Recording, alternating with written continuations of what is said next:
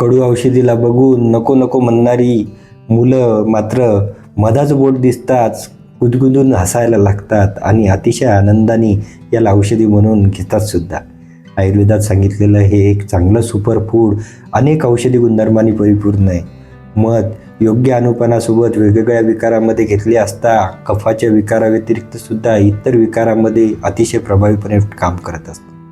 योग्य मध कुठलं, त्याचं परीक्षण कशा पद्धतीने केलं पाहिजे, मधात कुठल्या गोष्टी सोबत घेणं टाळलं पाहिजे आणि कशा पद्धतीने मध हे अनेक विकारात अनुपान म्हणून उपयोगी ठरू शकतं हेच जाणून घेऊया आजच्या व्हिडिओच्या माध्यमातून. नमस्कार, मी डॉक्टर विशाल राठोड, आयुर्वेदाचार्य. गेली 17 वर्षे आयुर्वेदाची प्रॅक्टिस मी करीत करतो. मधमाशाच्या सहजीवनानंतर एक समाजासाठी दिलेलं एक वरदान म्हणजे मध. मध हे आपल्या शरीरामध्ये असणाऱ्या प्रमुख 3 दोषापैकी वात पित्त कफापैकी कफ या दोषावर अतिशय प्रभावीपणे काम करणारं औषध मानले. कुठल्याही पद्धतीचा कफाचा विकार असेल आणि त्या विकारामध्ये मध हे एक प्रमुख औषधी म्हणून उपयोगी ठरू शकतं. शरीरामध्ये असणाऱ्या कुठल्याही चरबीचे विकार असतील, त्याचबरोबर त्वचा विकार असतील, रक्ताची दुष्टी होणाऱ्यामुळे मांस धातूच्या ठिकाणी असणाऱ्या कुठल्याही गाठी असतील किंवा शरीरामध्ये असणारे कुठलेही कोलेस्ट्रॉलसारखे विकार असतील, अशा प्रत्येक ठिकाणी साधारणतः उपयोगी ठरणारं मध हे एक चांगल्या परिपूर्ण गुणांनी परिपूर्ण असणारे एक औषध मानले. मध हे आपल्या शरीरामध्ये असणारा चक्षुष्य गुण वाढवतं, म्हणजे डोळ्याच्या ठिकाणी असणारी नेत्रज्योत सुधारायला, कफाचे अवरोध दूर करून शरीरामध्ये असणारे त्वचारोग दूर करायला सुद्धा उपयोगी ठरत असतं. या मधाला मात्र घेताना काही चुका केल्या जातात. त्याचबरोबर याचे गुणधर्मसुद्धा आपल्याला माहिती नसल्यामुळे त्याचा उपयोग योग्य पद्धतीने होत नाही.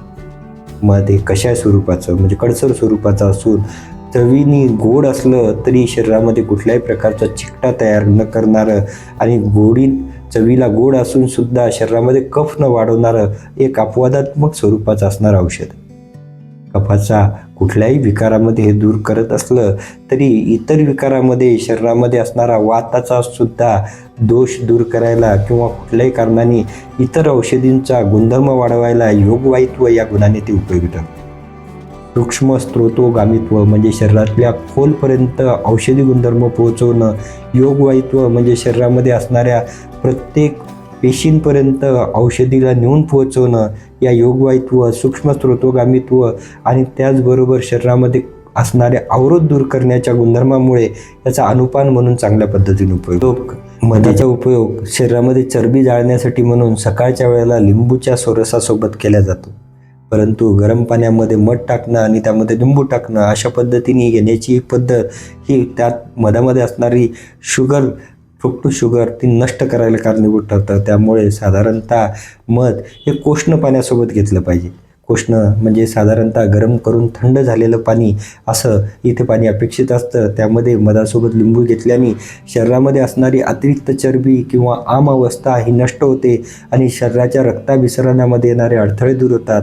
त्यामुळे व्यायामानंतर लिंबू सोरस आणि त्याच्यामध्ये मध हे कोष्ण जलामध्ये घेणं हे अपेक्षित असतं.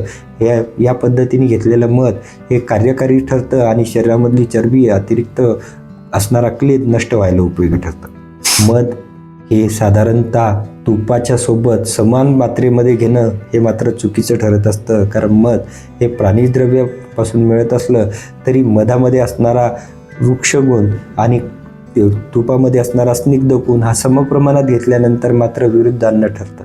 त्यामुळे मध आणि तूप एकत्रित घेणं हे टाळलं पाहिजे.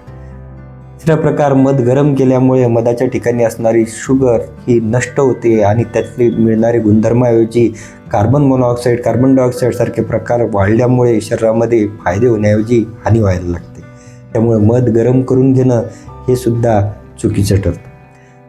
तिसरा प्रकार, मधामध्ये साधारणतः उष्ण स्वरूपात किंवा उष्ण वातावरणामध्ये मध घेणं हे सुद्धा एक हानिकारक ठरणारा प्रकार असतो. त्यामुळे हिवाळ्यासारख्या ऋतूमध्ये किंवा ज्यांची प्रकृती कफाची आहे किंवा ज्यांच्यामध्ये शरीरामध्ये अग्निमांद्य झालेलं आहे किंवा कफाचे अवरोध झाले आहेत अशा व्यक्तींनी ही मधाचा वापर केला पाहिजे.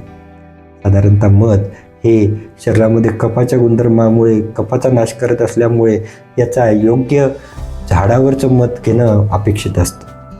आता मध कुठलं घेतलं पाहिजे, तर मध ज्याही ऋतूमध्ये मिळतं त्या ऋतूमध्ये कुठल्या झाडावरती मिळतं यानुसार त्याचे गुणधर्म बदलतात.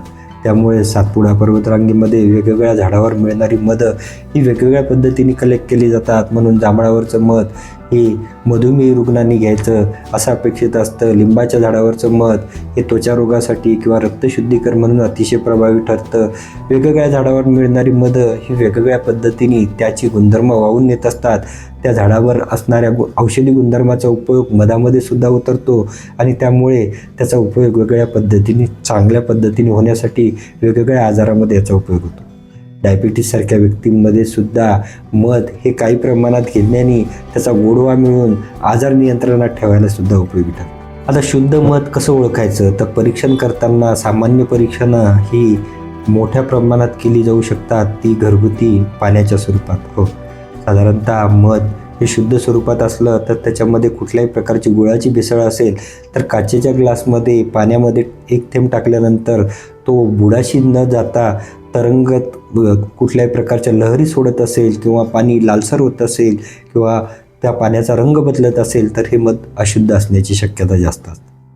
दुसरं, मध हे साधारणतः कुठल्याही सुती कपड्यावरती टाकल्यानंतर त्याचा चिकटा न बसता ते गाळूनसुद्धा साधं कपड्याच्या खाली सरळ निघून जातं.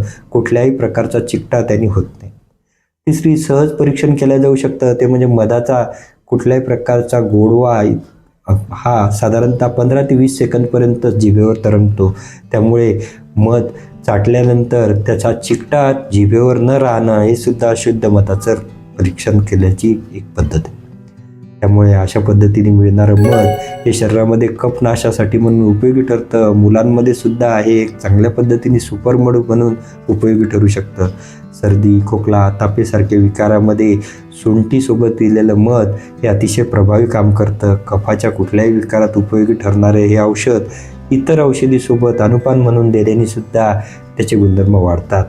म्हणून मधाचा योग्य वापर योग्य पद्धतीने आणि योग्य परीक्षणानंतर केला तर मात्र आयुर्वेदामधलं हे सुपर फूड आपल्याला अनेक आजारामध्ये नियंत्रण करण्यासाठी आणि त्याचबरोबर आजार हे दुरुस्त करण्यासाठी सुद्धा उपयोगी ठरू शकते.